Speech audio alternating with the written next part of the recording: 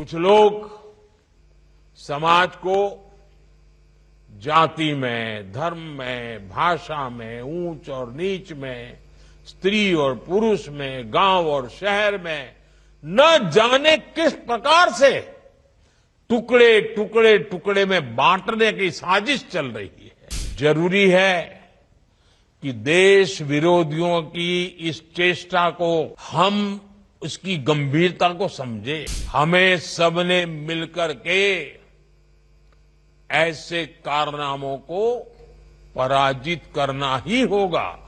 विकसित भारत के लिए हमारे युवा सशक्त होने चाहिए। आज दुर्भाग्य से निहित स्वार्थ के लिए, छोटी समझ के कारण भारत के उज्जवल भविष्य के महत्वाकांक्षी उद्देश्यों को भूल करके कुछ लोग समाज को जाति में, धर्म में, भाषा में, ऊंच और नीच में, स्त्री और पुरुष में, गांव और शहर में न जाने किस प्रकार से टुकड़े टुकड़े टुकड़े में बांटने की साजिश चल रही है। जरूरी है कि देश विरोधियों की इस चेष्टा को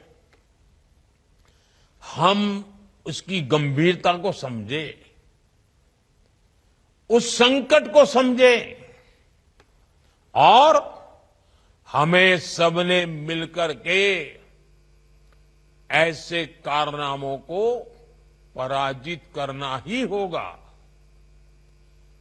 हमें मिलकर के नाकाम करना होगा।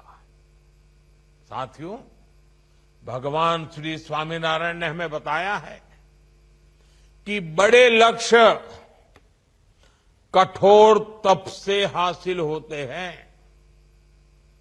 उन्होंने हमें बताया, राष्ट्र को निर्णायक दिशा दिखाने की क्षमता युवा मन में होती है।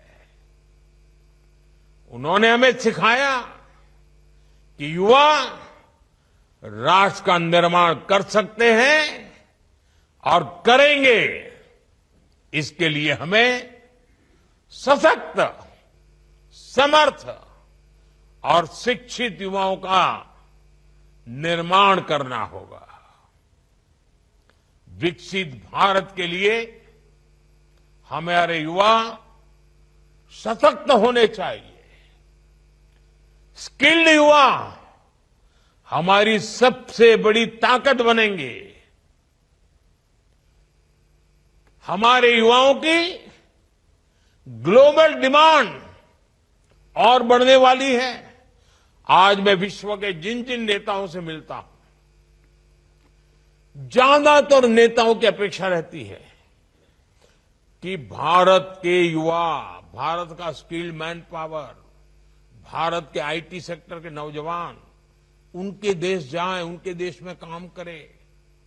पूरा विश्व भारत के युवाओं के सामर्थ्य से आकर्षित है। ये युवा देश ही नहीं बल्कि विश्व की जरूरतें भी पूरी करने के लिए तैयार होंगे। इस दिशा में भी हमारे प्रयास राष्ट्र निर्माण में बहुत सहायक होंगे।